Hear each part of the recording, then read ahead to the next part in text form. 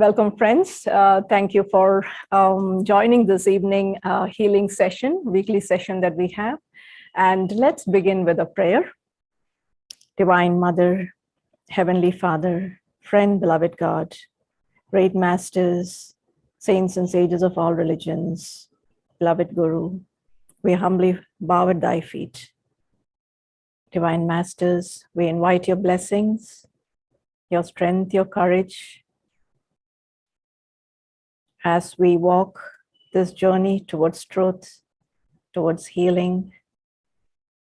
We ask of your divine light and joy to fill us along the way, and that we may support one another in finding our way home to thee.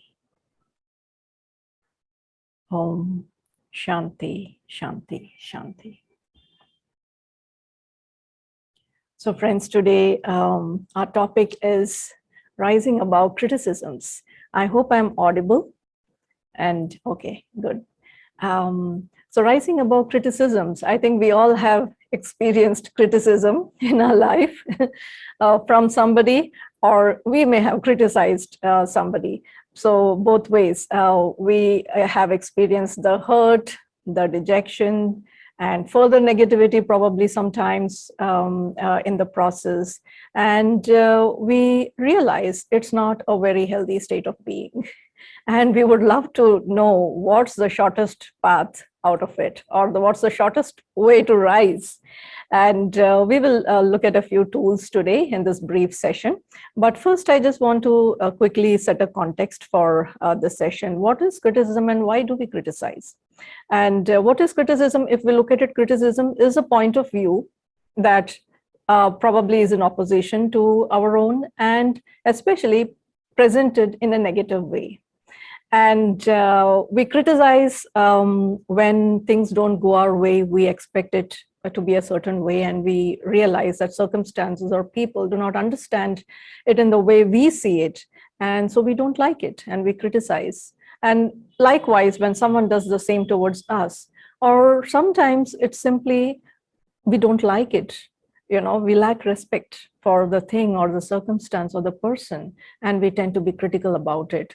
And, science now has shown that we often tend to retain memory, especially of moments that have hurt us and of negative thoughts that have been expressed towards us. And we tend to hold on to them more than the positive things that may have been said about us. And this is a very interesting evolutionary trait that we have brought with us into our incarnation. But with the science of yoga, with the power and the tools and the techniques of yoga that remind us again and again to be more self-aware every day, with every thought, with every action, we will look at a few tools that we can consciously choose when we are beset with such a moment of struggle, either when we find ourselves critical towards something or when someone is criticizing us. What can help us rise above that moment? I want to share, and I'll share a few stories in the process, because stories lay out a beautiful vista. They naturally inspire us, and they show us certain qualities that we too will want to aspire to. And there are many such stories in Yogananda ji and Swami Kriyananda ji's life, from which I'm going to share. And Master Yogananda ji, whom I shall call Master in the rest of the session, Master was an avatar, a perfect, soul embodied as Yogananda.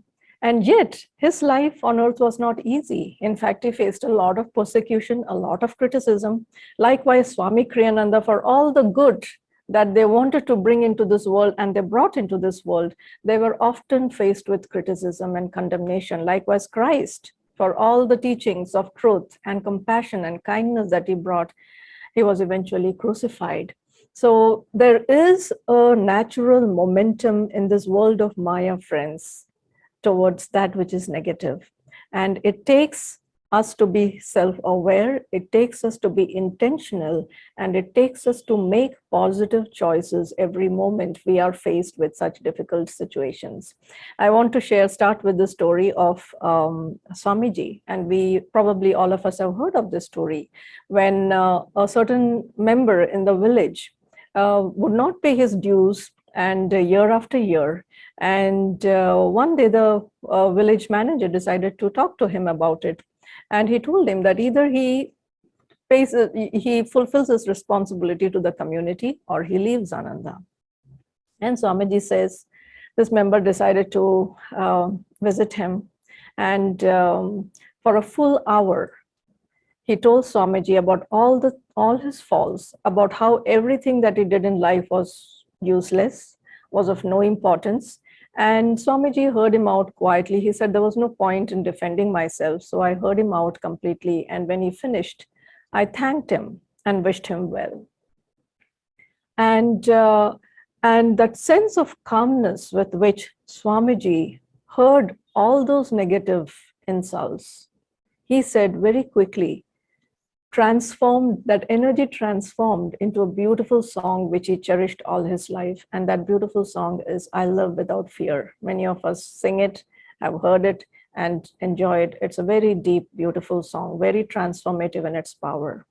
And this is a beautiful example in how to keep our calmness, how to keep our inner center in a moment of difficulty. Is it easy? No. It takes training. It takes regular meditation. It takes introspection. When something happens, often the case may be that we fall and we get into that negative whirlpool and probably make the situation worse and hurl insults back. When that happens, Master and Swamiji have always counseled us, it's okay to fail, it's okay to fall, but don't stay down. Try again. Try again. And this is something I have been experiencing, friends, even in my journey towards overcoming certain weaknesses that I'm trying to overcome. And it is interesting that Swamiji says, when we are really trying to overcome something, he says, God will really make us rub our nose in it, just to make sure that we are really giving it all we have got in terms of overcoming it, and we are really moving forward. And I have found this to be true. Just this is to say that don't be discouraged, because every time you're trying, you're seeing that it may get even worse. And sometimes we feel, no, I'm not making any progress in it, and this is, I'm just going nowhere with this, and we tend to fall towards discouragement. Don't be discouraged. We just need to keep doing our part. And when we feel that I have not succeeded the way I wanted to, it's important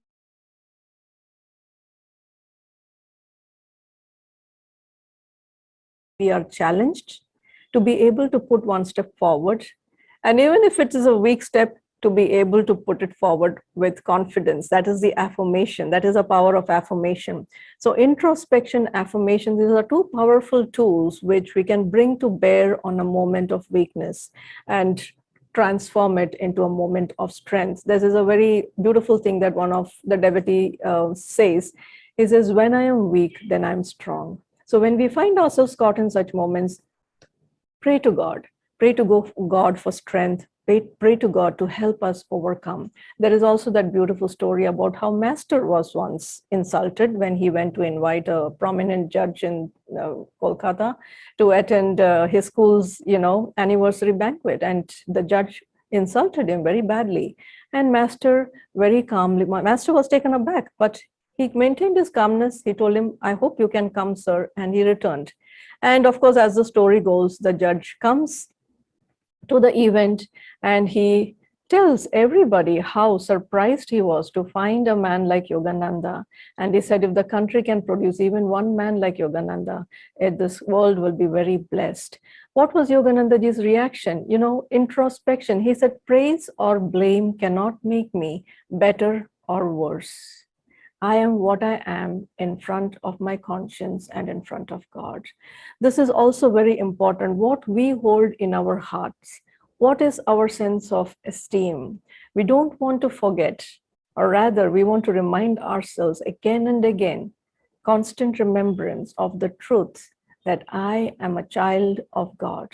We all have imperfections, friends. We all have faults that or weaknesses that we are trying to overcome. And there is no shame in it. We are on that journey. The masters know it. And that is why Yogananda ji said that very encouraging statement is that God does not mind our faults. He minds our weaknesses. Then why is something we want to bring to our mind when we tend to move towards criticism? God does not mind people's faults. Yes, we may want to bring it to people's attention, something that somebody needs to work on if they're receptive. But again and again, as we refine our journey, what is the tone of our voice? How do we present it? Can it be presented in a gentle, positive way, especially when something is sharp and something is, you're trying to point out something that needs to be improved? We want to make a special effort to put it in a positive way, to put it in a gentle, embracing manner. And when we put it in a positive way, what happens is it opens the person's heart and they're more willing to listen. They're more willing to be receptive. This is very important. There is the story about Robert Fulton, who planned to build a ship with steel. And people laughed at him and criticized because, the weight of steel is greater than that of water. So how will it float on water?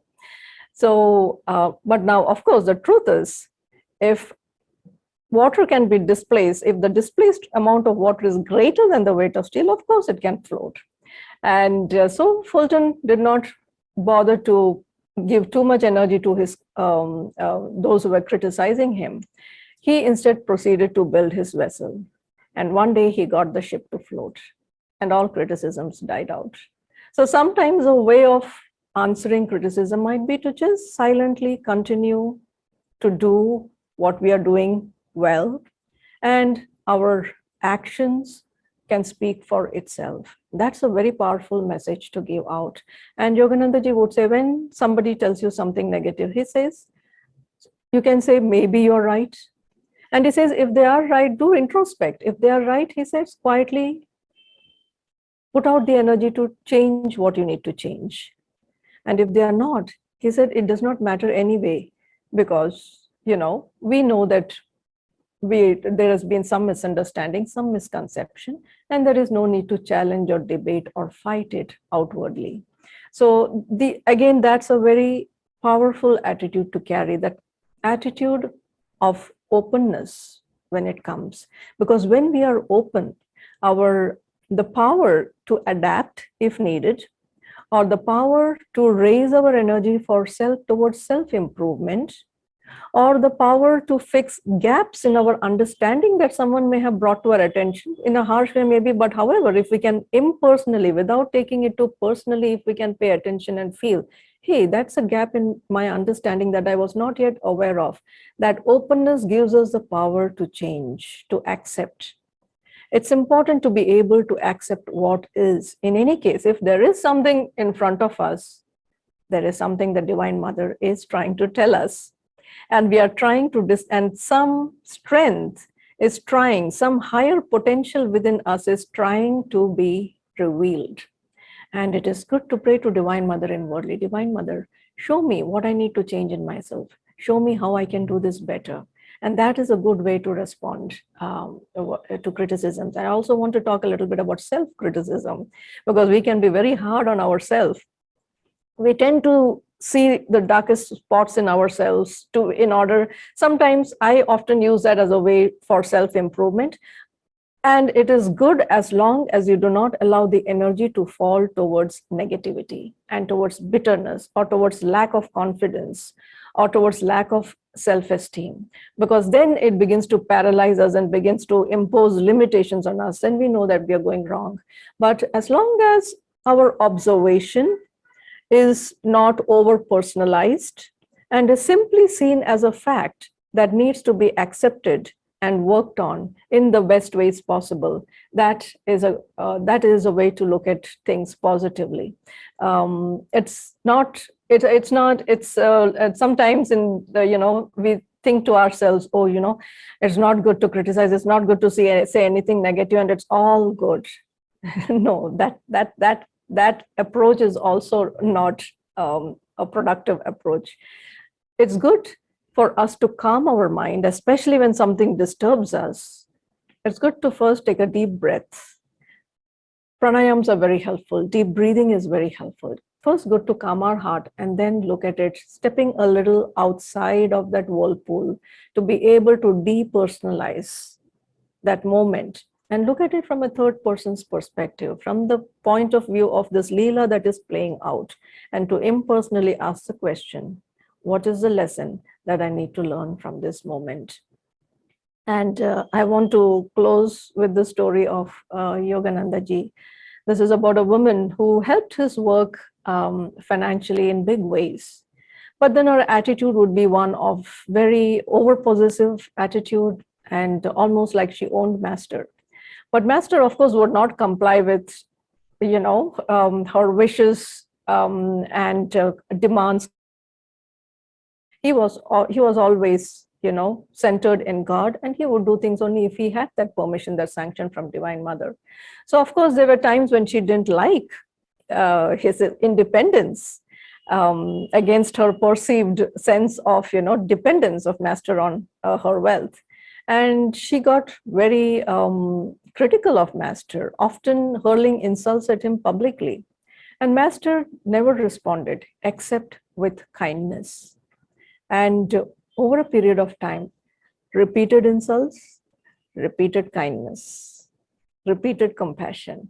And over a few months or years, she began to see master's power. And she would often bring friends to his centers, and that relationship eventually healed.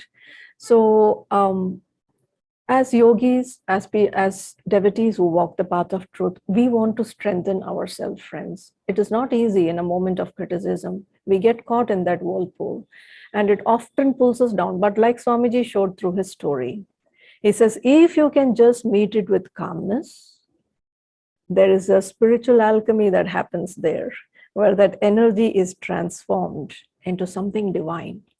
And try this, experiment with it. And he says, consciously choose to raise the energy from the heart and offer it at this point unconditionally to Divine Mother. And that's when we begin to see the divine power that is within us awakening. And so these are all moments for us to experience the divine power within us, only if we can choose to remind ourselves there's something divine that is waiting to reveal itself. And may that reveal itself. Jai Guru. Let's take a few moments to close our eyes. And let us, on the screen of our mind, bring to our mind attitudes that can help us counter criticism, patience, calmness, kindness, introspection, forgiveness, even-mindedness, contentment, positive thinking. And whichever attitude we may be in need of in that moment, try to practice an affirmation that will lift your energy. Try to say a prayer. And let us now share this energy of compassion, kindness, positivity with the whole world, visualizing this whole world in the light of God, visualizing that light, awakening people's souls in joy and love and light. Rubbing our palms together, let us send out these blessings to all. Om. Om. Om.